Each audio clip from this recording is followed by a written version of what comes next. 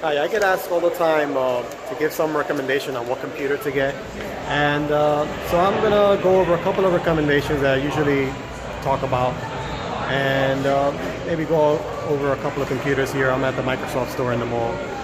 So this year is a little bit different because I actually have to buy a computer for my son, and so now it's actually hitting close to home, so I have to kind of shop around for computers. So I'm not necessarily buying one here, but just going to go over a couple of tips. So the main things that you have to look for or consider when buying a computer is has to do with a couple of components. First is memory, hard drive space, portability if it's a laptop that you're looking for, battery life, the processor, and those are the main things. I'm going to go over a couple of them. So like for example, memory. At the very bare minimum nowadays, 4 gigs of RAM. 8 gig is much better. It all depends on what you're going to be doing, what your kid's going to be doing on the computer, but 8 gig is pretty safe. If you can't get away with that, 4 gig at the bare minimum. The next thing is the processor. Processor, recommend nothing lower than an i5, Intel i5 processor. And you might get the lower end PCs and you get the pricing, relatively speaking, you're going to see something cheaper, and it's usually going to be something with an i3. So spend a few bucks more and get something with an i5 processor. And with regards to hard drive space, that's another component that adds to the cost of a computer. So if you have a small or short a small hard drive, it's basically going to be somewhere around 100 gigs. That's not that bad. But if you get something higher, you're going to appreciate it later on, because the more applications you install, you're going to need that hard drive space to install these applications. And also if your kid is interested in doing multimedia and recording videos and that sort of thing, those take up a lot of space. And so again, a hard drive space is very important. And not only another component of the hard drive or spec is the speed, the hard drive speed. If you look for the speed and you get into that detail, something like 7,200 RPM is okay. Anything lower than that, you're gonna get some performance issues. So hard drive space, 500 gig to 1 terabyte is good. The speed, revolution, 7,200 and above is good. And so the next area is, I said, the processor, i5, the memory, 4 to 8 gig. Anything higher than that is much better. Screen size, if you're looking for a laptop, I would recommend something 12 inches and above. 15 inches is pretty big for a laptop. It might be too big. So somewhere in the middle, 12 inches. Something smaller than 12 inches might be too small. And in terms of portability, you want to look for something under 4 pounds, preferably.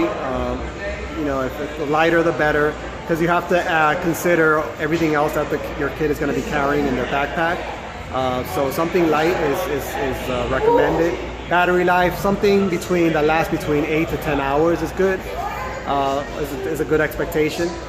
And do you get a tablet or do you get a laptop? That's kind of the question, the main questions people are asking now, and it's kind of like you're gonna get both worlds there. So I would recommend just taking a look what you're comfortable with. A laptop is pretty good. Nowadays you can get something that is very light and it has a keyboard built into it.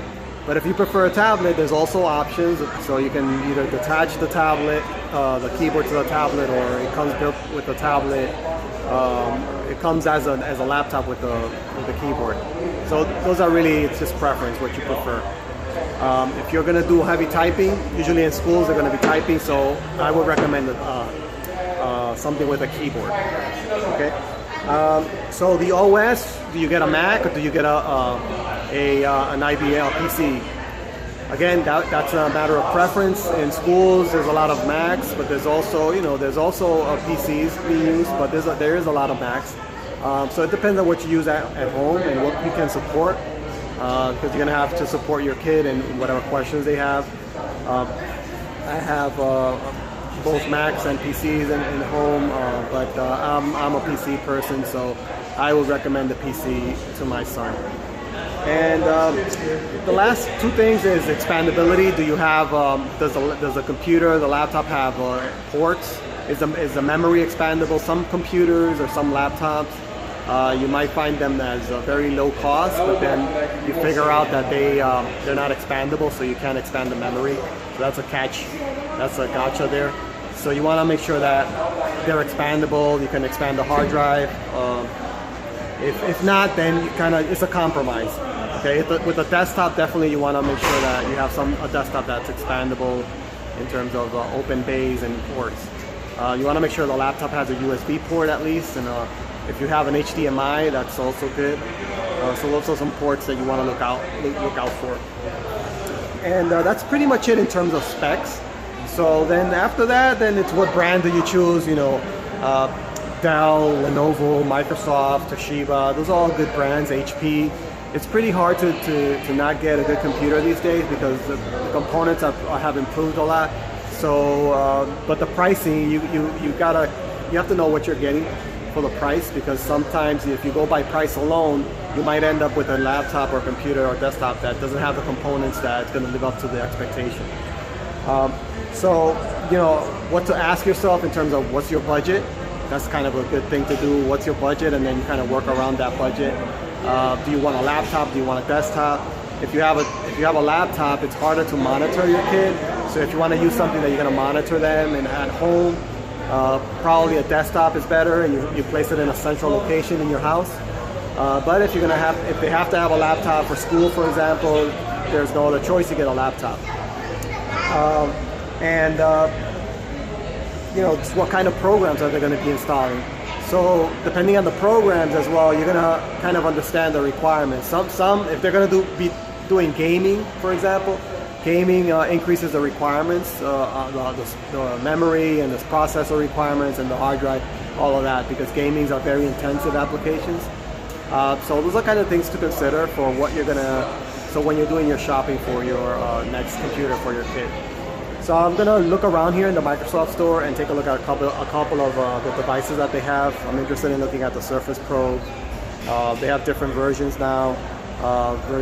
Surface Pro 3, Surface Pro 4. They have a Surface laptop, a Surface Book. So they came out with a lot of nice hardware in the last year or two.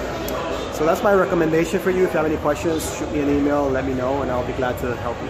Bye.